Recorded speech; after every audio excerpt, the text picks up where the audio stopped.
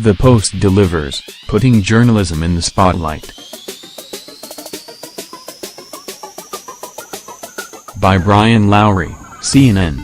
Updated 1428 GMT, 2228 HKT, December 22, 2017.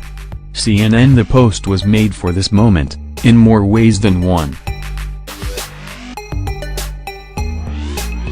Not only does Steven Spielberg's crisp retelling of the Pentagon Papers story call attention to journalism's highest calling, but Washington Post publisher Katharine Graham's heroic stand, having been thrust into the position, is a stirring portrait of courage during feminism's pre-Roe v. With Meryl Streep at her best, which is saying something, as Graham, and Tom Hanks cast as the Post's colorful editor Ben Bradlee, described as a pirate by one board member. The Post certainly doesn't lack for star power. But its assets, and significance, go well beyond the showier roles, capturing a newspaper, still on the cusp of greatness, that stood up to a corrupt administration, which included putting journalism ahead of its business interests, as quaint as that sounds.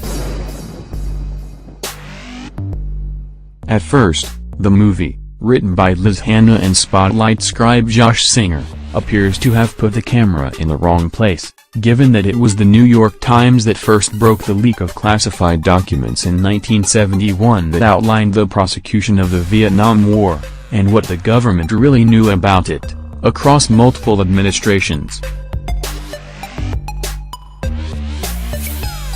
Bradlee, in fact, has surmised something big is brewing because a Star Times reporter has gone too long without a byline. Still, the Post's role becomes clear as it races to catch up, while the Nixon administration has handcuffed the Times by suing to enjoin the paper from further publication.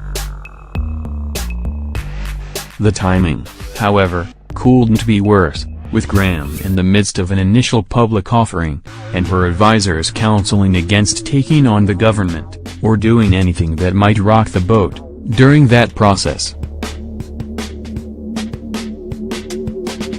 For Graham, who only became publisher after her husband's suicide, the pressure reflects a departure from a privileged DC society life where the women are shown politely retiring to the other room while the men discussed politics and business. Graham is in a position she never thought she'd be in, Bradlee's wife Toni, Sarah Paulson, reminds him. Paulson is only one of the high-profile TV stars that appear at the margins, as the filmmakers have cast this project to the hilt, including Matthew Rhys as whistleblower Daniel Ellsberg and Bob Odenkirk as Bradlee's trusted Lieutenant Ben Bagdikian.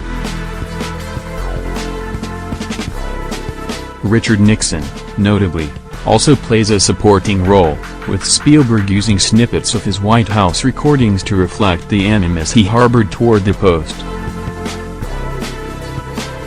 Hanks ably captures Bradlee's hard-charging swagger, falling somewhere between the actual guy and Jason Roberts and All the President's Men. The only way to assert the right to publish is to publish, he snarls at one point. Streep, however, towers over it all as the refined, soft-spoken Graham, in no small part because the movie not only humanizes her but gives her the best dialogue, seemingly designed, as it did during an early screening, to unleash spontaneous applause from those in the audience who will immediately see parallels between the press today and these seminal events 36 years ago.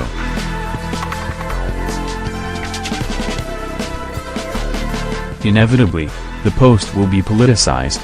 Those involved haven't been shy about discussing their motivations for making it, but the story stands on its own, establishing a powerful sense of drama and gravity with the attributes of a thriller, even knowing the outcome. To put it in terms that meant a lot more at the time, Spielberg has delivered an above-the-fold story, from start to -30. The Post premieres December 22 in the U.S.